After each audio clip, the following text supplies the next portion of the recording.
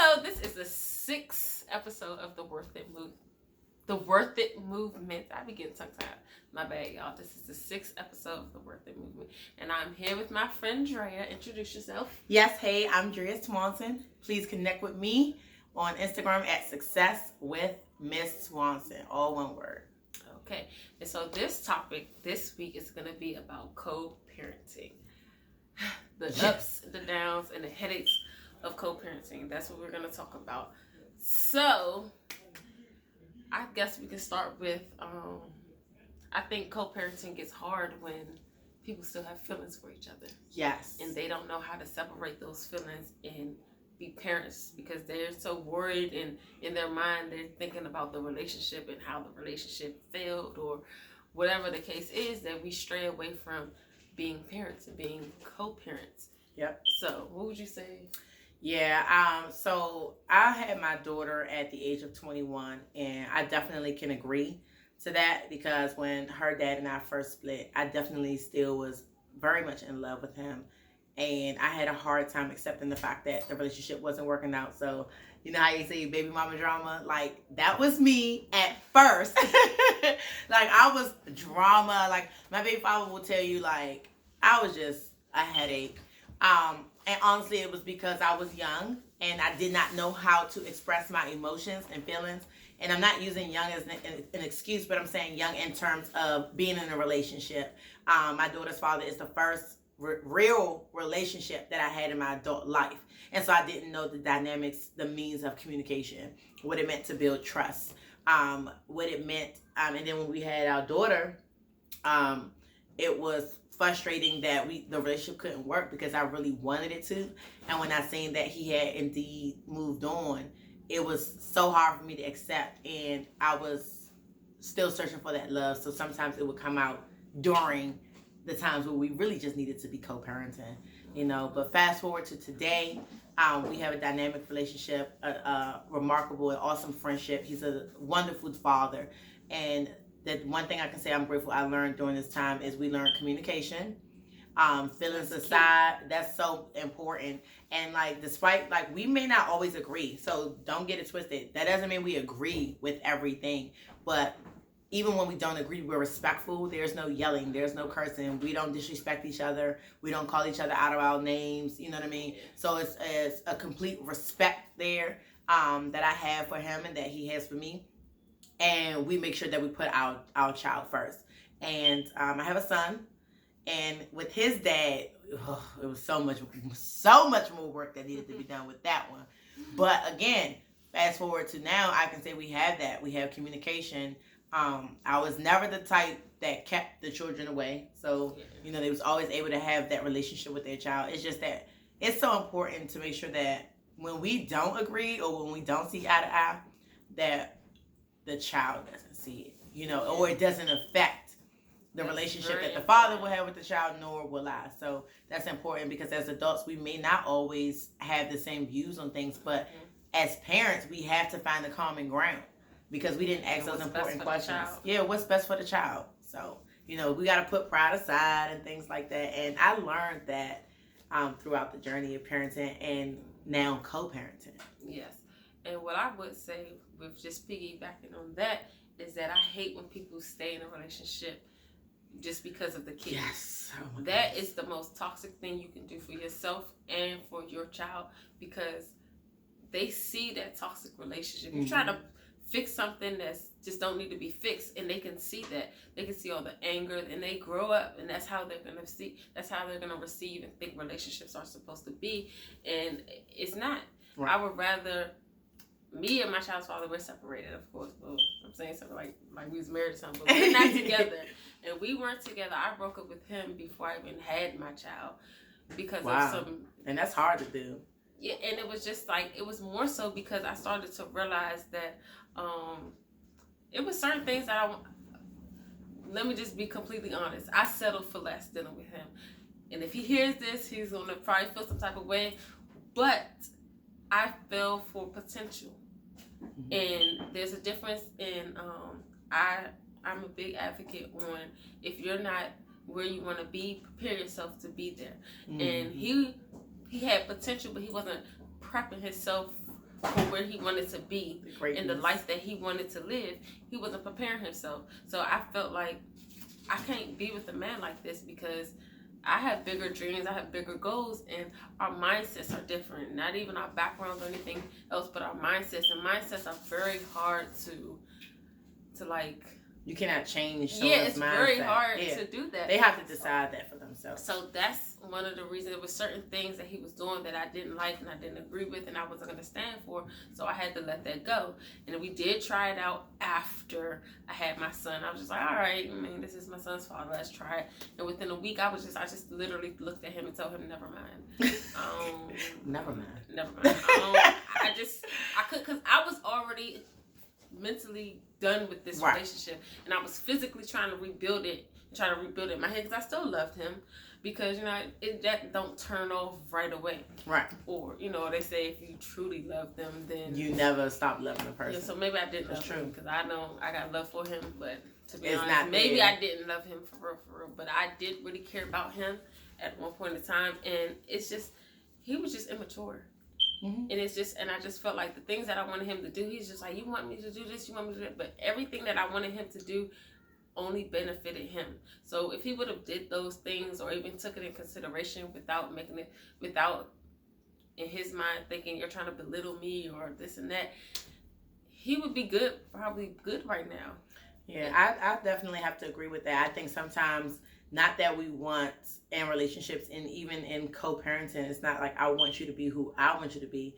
I want to share some things with you that may help you get to your next level. And some things that men tend to do is they tend to look at it like, oh, you're putting me down, you're belittling me, you're making me feel less than, when it's like, no, I'm actually pointing out some things that could use improvement and I'm encouraging you. So it's definitely in all how you receive it. But like you said, if someone is immature, they're in no place to receive, really what is constructive criticism. Really was like, okay, I want you to improve in these areas because I want you to be the best father you can be for our child.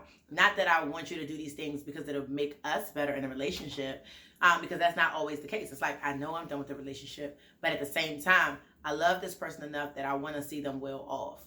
And they have to be in a place to receive it. I remember there were times where my son's father, I would be trying to encourage him to do things, and he used to say, I'm down talking to him, or like you said, belittling him. And it was like, no, I'm letting you know that, hey, this is where you are. It's like when you're in the mall. You are here. You need to get here. You create a roadmap. I'm just saying, you are here. And the reality is the truth hurts sometimes. So, when you're looking at the fact that you're saying some hurtful things, but it's the truth. Okay, you are here. This is the truth. But this is where you could be. This is where you should be. And like you said, not wanting to be with potential, because sometimes potential goes unfulfilled, but wanting someone to say, I have potential and I'm gonna go out and fulfill that potential, and I'm going to go after the greatness in me. Yeah, and also we've come a long way, because like you mentioned, I would never keep him away from his child. Mm-hmm. But there was one point in time I didn't necessarily, he would say that I did, but what happened was, it was when the relationship was just not us being in a relationship, but just the co-parenting relationship was just so toxic to the point so what will happen is, because he still had feelings for me, it literally every month, hopefully he don't watch this, anyway, every month he would literally like text me something like trying to get back together, and if I didn't respond the way he would want to, he would lash out and it would become this big thing. So this one particular time we got into it, like I matured. Before, I used to go back and forth with him, and I think that's what he was looking for me to go back and forth with him. So he texted me, he was like, I hope you die. Whoa. And I wasn't responding. I was at work, and he kept texting me back, I hope you're not responding because you're dead. And so from there on, I decided, I called his father, I screenshotted it, I texted to his father, and I was just like, I'm not going to stop him from seeing his son, but it has to go through you. He's not allowed to come at my house anymore, and I told him that. But because of him being immature, all he's thinking, you trying to stop me from seeing my son. My house is not the only place that you can see his son. First of all, he lives walking distance from me. I know all his friends. I'm cool with all his friends. I wouldn't have mind if he would have said, okay, Tasha's going to pick Mason up and bring, because he was living with one of his female friends. So I wouldn't have mind if he was like, okay, Tasha's going to bring him and bring him to me. Fine, cool. I just don't want to see you. I don't want to deal with you. Then that was the day I made the decision to put him on child support. Not to be vindictive, but I just felt like you wanted this. Not saying that I didn't want this child, but I was disappointed in myself when I got pregnant because I felt like I wasn't where I should be. I was still living with my mother, and I wasn't making the right amount of money I wanted to, and neither was he.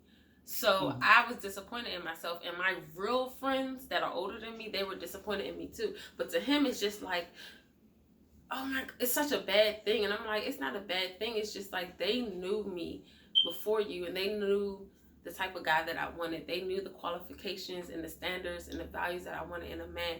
And me being with you, you didn't have that. But it was just that it was things. People always say I'm too picky, I'm too this. So I kind of let my guard down and allow him in my life. And he wasn't a bad boyfriend at all. He wasn't a bad boyfriend, but it was just his mindset and the things and how he went about things is the reason why we just could not work. Because when it came to like, when I had a C-section, when it came to giving me a bath and I'm all bloody and all that type of stuff I valued, but it was just like, I needed more than that. I needed stability and financially and all of that counted in one, and I just wasn't getting it. Not saying he got to be the richest man on earth, because even now if he became a millionaire or a billionaire, trillionaire, I still wouldn't want him. Yeah, it wouldn't change the dynamics of the relationship. And so, from that being said, I put him on child support because I'm just like, you're going to support this child, and it was always an excuse, rent or this and that, and I'm just thinking in my head like, I wasn't working, of course, when I had my child,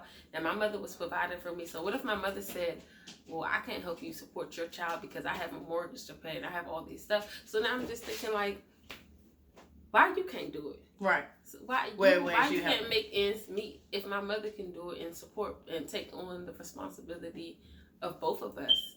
And she has another child. She has my little sister too that she has to provide for. So it's just, so I didn't put him on child support to be vindictive. And I also just recently took him off and it was easy decision because I wanted to give him a second chance to prove himself, because I didn't do it in a vindictive way, which he would say that I did. Oh, you're listening to your friends. If I was listening to my friends, you would have been on child support. The child support papers probably would have been handed to you the day I delivered. If I was listening to my friends, but I tried to give you the benefit of the doubt. And I knew personally that I wasn't crazy no more. I saw the patterns of how me not wanting him anymore affected our co-parenting, because literally before the I Hope You Die thing, I seen him at a mutual friend's cookout. And so the day before I seen him, this is when we weren't talking. The day before I seen him, no, this was after that I Hope You Die thing. The day before I seen him, I was taking my son to New York to see my father and my grandparents. They were coming in from Barbados. And I could have been crazy and just took him. I mean, I wouldn't have took him forever. I was just a weekend. But I was respectful enough to let him know, I'm taking your son out of the state, and this is where we're going to be. He said, okay, I want to see him before we leave. I said, cool, he's with his godmother. He comes back Sunday. He didn't reply back. So then when I seen him the next day, we didn't really speak to each other, of course. But then he called me. He was on the block list. Then he called me from his friend's number and started going off. You not letting me see my son, and you this and you that. Now I know for sure I'm not crazy. You're doing this and you're making these things up in your head and you're causing problems because of how you feel about me. Right. Why you ain't say this when I text you and said your son will be home Sunday? Right. You could have made arrangements for right Sunday. then and there, or you could even pull me aside when you seen me. But because you got so much built up anger and hurt, because you feel I broke your heart, you broke your own heart. Because if you would have did what you were supposed to do, we probably would still be together. I think too, I mean, even with that, because I can look at relationships and say, well, if you did this, we would be together. But the truth and the reality is that sometimes we just have children by people who we aren't meant to be with. Yes. You know, and we don't know that at the time. And one time I told him, but she took this the wrong way. I said, I feel like I fell in love with the wrong person at the wrong time. What he thought was, I had two people. I picked him and I should have picked the other one. But what I'm saying is, you're not the man for me right now. And even if you become that man, right now is not the time that I should have fell in love with you, because you still got growing to do. Yeah. That's what I meant. Not that any, mini, miny, mo, and I picked the wrong one. Right. Then, you know, but of course, but that's misconception. That's definitely a mindset thing. Even with the child support, that's a tough subject with co-parenting, because sometimes as women, it's hard for us to decide, you know, should we put someone on child support? And I'm gonna play devil's advocate with this one. With my daughter's father, I would say we had a short amount of time where we weren't communicating very well at all, and I did place him on child support for that amount of time. We were able to work it out, but during that time, basically to hurt me, he said that he wouldn't do anything for his daughter. However, the type of man he is, I can still say to this point that I really feel like he really only did that to hurt me. It was like more so like, you know, showing me what I was missing, because he's really a great dad. Like, okay, Dre, you gonna keep doing this, you gonna keep doing that. I'm not gonna do nothing for our daughter. You figure it out. If you need something for her, you figure it out. And that was a tough time for me, because I really did need him to help me out with things. And so for me, I would say when I did decide to place him on child support, I was being vindictive. I definitely was. And I don't have no problem admitting that, because again, like I learned from that experience. Of course, we later worked it out, and I took him off, you know, like the way we communicate now. I have so much respect for him. But I end up, and I'm going to say this because I don't think every mom do, but I end up apologizing for my behavior. Because like I said, I was drama. And I was a headache, and he was doing what he was supposed to do. Opposite. I can't wait. I was a headache, but again, I was a headache because I still had feelings. Mm-hmm. So, you know, I wasn't past the fact that we didn't work out. And that may be a place where some women, it's hard to admit, but you have to be honest with yourself. And so, you know, I did take him off, and, you know, he was providing for her again. We already communicated. We worked things out. Like, fast forward, it's been so many years since we've been on good terms, and we don't disrespect each other in that way, or we're not like that towards each other anymore. And I've grown as a woman to say at least that at that time, like you said, at the wrong time, you know, you fell in love with him at the wrong time. For me, it was the wrong time because I had no idea what it was like. You know, I'm still growing into womanhood. Not only am I growing into womanhood, but also motherhood at the same time, having these goals and dreams and not really knowing the direction that I wanted to take in my life, and then just being head over heels, and putting some of the things that I wanted aside for this relationship. And so when the relationship was over, I felt like I lost a part of myself. Like, you know, I would even go so far as to say that I know that when I first started communicating with my son's father, it wasn't like genuine. It was literally rebound type stuff. And granted, it started that way. It ended up growing to something else, but it began as just like, this is just a rebound because I want to fill that void. I wanted to feel that love that I felt in that relationship. Now, on the flip side, I felt so complete having my daughter. Oh, I was so complete. I was really, really loving us just being together. But at the same time, I also really, really wanted that sense of family, because I had not known that, you know, my biological father was not in my life at all. So I really wanted her dad to be there, and I wanted to have that sense of family. And so the way I went about it was definitely wrong.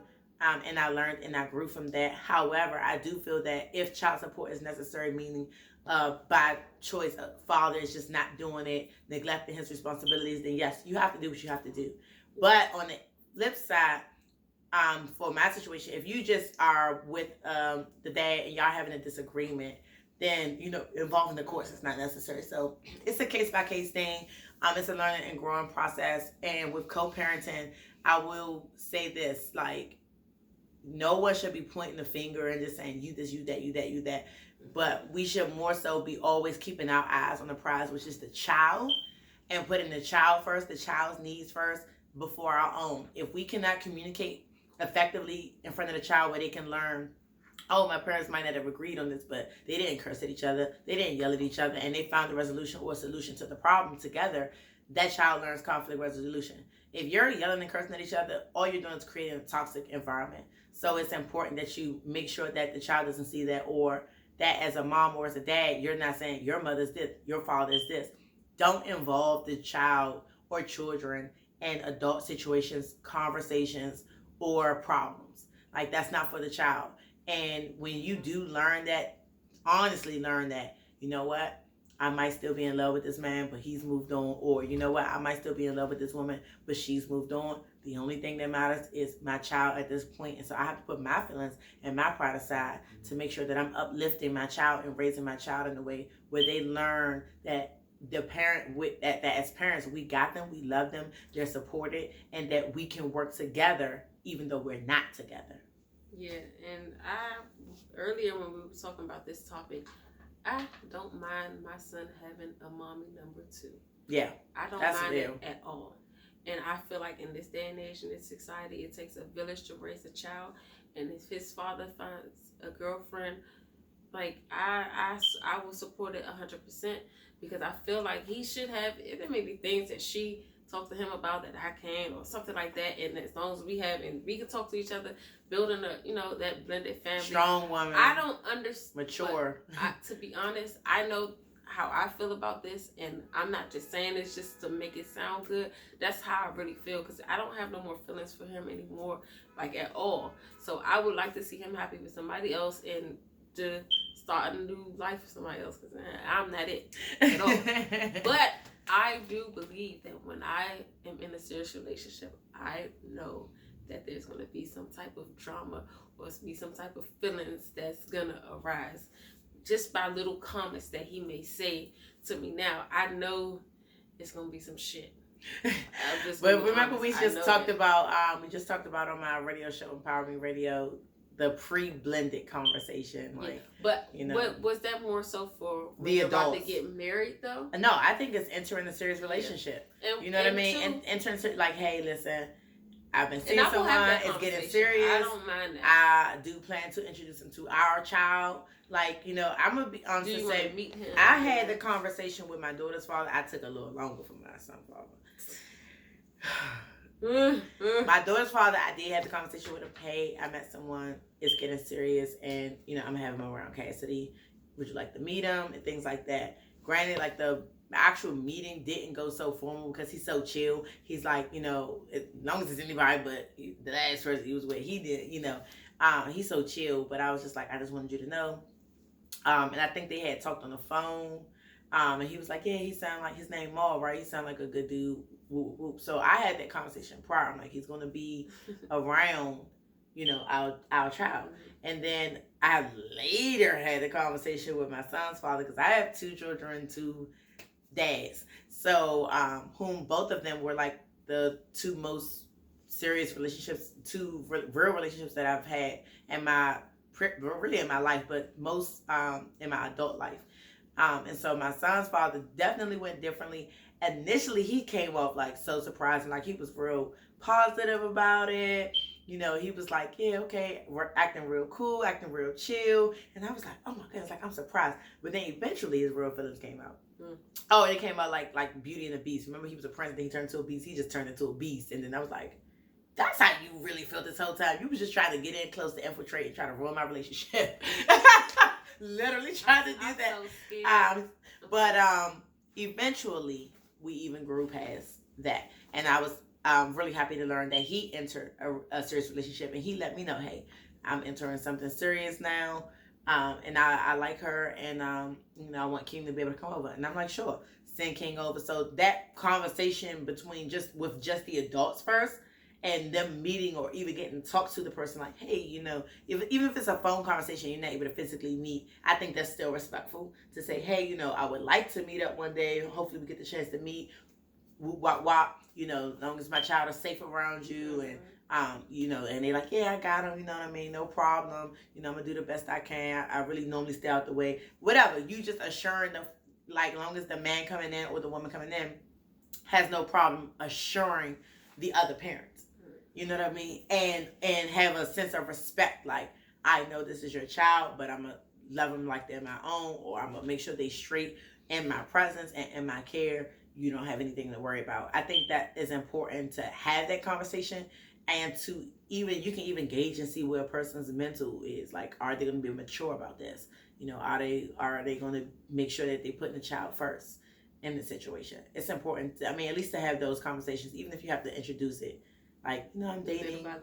little by little. I did little by little with my son's dad. So you gotta gauge who your child's parent is, the other parent, the opposite parent, because this is for men and women. But whoever the other parent is, you have to gauge and see. Well, I know that this parent's maturity level, they don't got it, or I know that this is gonna be drama, so I'm gonna inch it in, or I know that we have a solid co-parenting relationship. I can be honest, we have an open friendship. We talk about things all the time. They're going to be receptive. Like my daughter's father, we talk about stuff that don't even have nothing to do with my daughter sometimes. We're friends. We're cool. So we might be starting out talking about my daughter, but we'll drift into some other conversation and be on the phone. And for us, that's okay. We're not disrespectful to each other. We're not disrespectful. I don't think he's in a relationship, but I'm not disrespectful to the relationship I'm in. And I feel like it's solid, and it's okay for us to have and maintain that friendship, because altogether, when it comes back to co-parenting, he doesn't get disrespectful with me. He doesn't call me on my name or anything like that. Whereas, I still have to work on that with my other child's parent. However, I do see that it's a lot of growth there. Yeah, it was kind of different for me, because I felt like the more conversation me and my child's father had that wasn't pertaining to our child, I felt like it started to kind of lead him on. Oh. So even though it wasn't us talking about anything relationship wise, it was just like, I'm comfortable back talking to her. You gotta know the gauge, Again. So now I had to kind of pull back from that, because I'm just like, I don't want you to get no mixed messages. Yeah, that's true. Like, I even told him one day, you want to meet a woman? Yeah, I don't want to hear that from you. Well, listen, you gonna have to be another woman, because this one ain't, it's just not gonna happen. So because this is the worth it movement, I'm gonna tie it back to that. So you gotta realize your worth in every situation is what I stress on. And sometimes you gotta realize your worth more than causing a toxic environment for your child. Because sometimes we as women, like you confess too, we cause a toxic environment for our child without even knowing it, because we blame the man for everything, when sometimes you just gotta shut up and eliminate yourself from it. And we don't do that. We agitate the situation because we want to be always right. We gotta. So once I start, like I said, he will always used to want to get something out of me. So once I started holding back, it's just like, oh damn, I can't get a reaction out of her no more. So all right, now I gotta try something different. Now I gotta do something different. So it's just important to learn yourself when it comes to being a parent, and then learning the other person. Because I feel like we didn't know each other that well.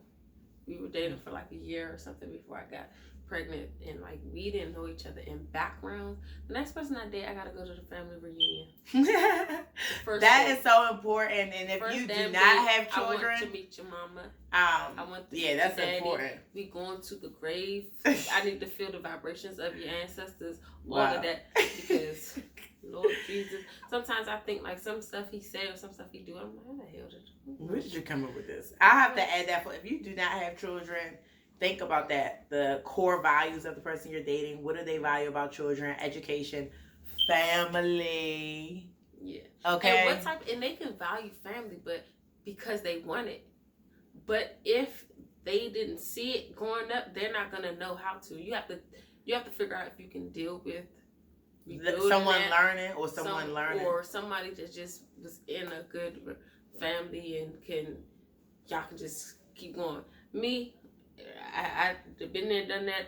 I ain't doing that no more. So my next, God, please fix it, Jesus. Whoever my husband is, I'm claiming it. I want him to already. I want not already have everything all together. Be prepared though. But he needs to be prepared to be a husband. Be on the same. Yeah, be prepared. He needs to have his shit together. You don't have to have all of it together, because we all don't have all of it together. But you need to have your shit together, because I'm not dealing with no more bullshit at all. And I always say this before I say this there. I'm not desperate for a man, but I do want, my son is 3, but I do want at a young age for my son to see a positive foundation when it comes to relationships, so that he can grow up and know what it's like to be family oriented, what it's like for me to love on a man, so that he knows how a woman should treat him, and vice versa. How a good man can love on his mother, so he knows that. Not saying that his father wouldn't do that too, but like I said, in the two home. fathers, Yeah, two two mothers. moms. Like I feel like that's fine. If y'all can't be together, why not? That's just how it should be. So Yeah. we are like a whole full blown episode on the TV channel. Yes. This is going into like 30 minutes. So I'm gonna snippet this up, but you can this is gonna go on YouTube, so you can watch the whole thing on YouTube at my channel, Akeelia Chanel. And also, you know, I come every week. Yes, Worth It Movement. Again, my name is Drea Swanson. Thank you for having me. Thank you for being and here. You guys connect Even with though me. you having me because we Yes. at her house. But you having me on your show, and she was on my show earlier. So we are definitely supporting and encouraging each other. I love the Worth It movement. So make sure you continue to check out her episodes. And also check me out. I got some big things coming this summer. I'm excited. I'm excited. And when I talk about preparation, I mean it, because I have the money to do everything that I want right now, but I'm not, because I'm not fully prepared. I know the end game and all that, but I'm not fully prepared. So I'm strategically trying to do my call to action and make sure everything's aligned, because that's so important to be prepared. Yep. So preparation is definitely the key to success. Connect with me on Instagram at Success with Miss Swanson. I'm on Facebook at Drea Swanson, DRIA. Also, each and every Sunday, I'm on NLGradio.com on my show, Empower Me Radio, with my mom, Lisa S. Canty. So be sure to tune in 5 to 7 p.m. each and every Sunday on NLGradio.com. bye. See you next week. Oh, Jesus Christ, I'm getting old.